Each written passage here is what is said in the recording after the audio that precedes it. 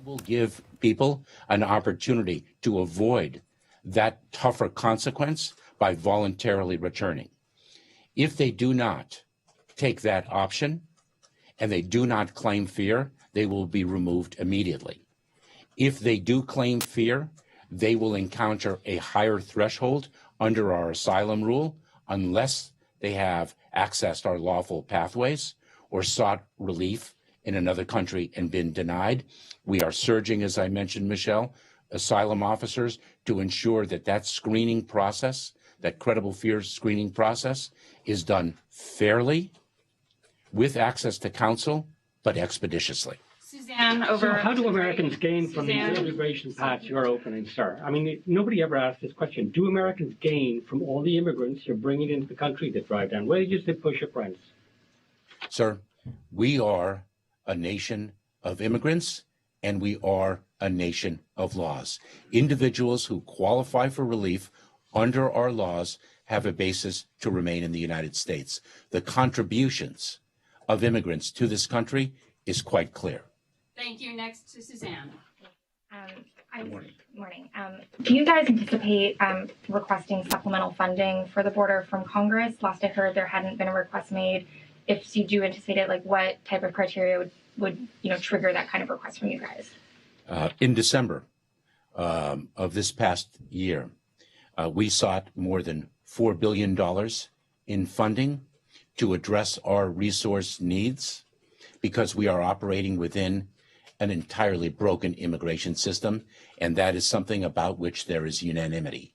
We did not receive the funding that we requested. We received approximately half of what we requested and half of what we needed, which is why we are encountering some of the challenges.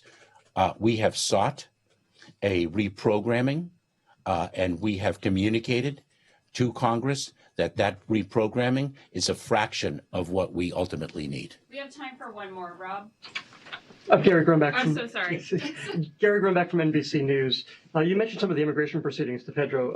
Are you prepared to start releasing migrants into the U.S. without court dates and without a way to track them to reduce overcrowding? So like other administrations, when we release individuals, we release them on conditions. And their compliance with those conditions is absolutely necessary. And if they fail to comply, we will seek to apprehend them and remove them. They are ultimately in immigration enforcement proceedings. But what we are speaking of, what you are inquiring of, is a fraction of the people that we encounter.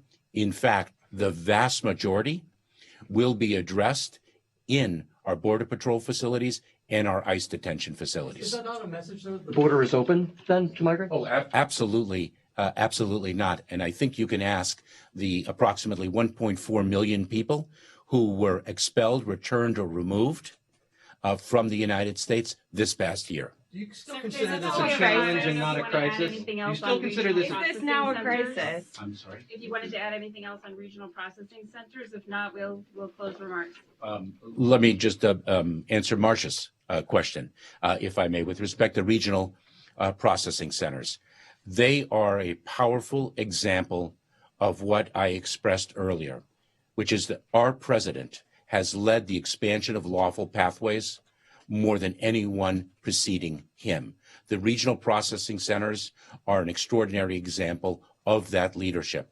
These are places where we feel a humanitarian as well as a security imperative to meet people where they are, to cut the smugglers out, and to provide them with a safe and orderly way to arrive in the United States if they qualify for relief. We are surging our personnel in close partnership with the Department of State, in close partnership with countries in the region. We require a regional response to what is a regional challenge.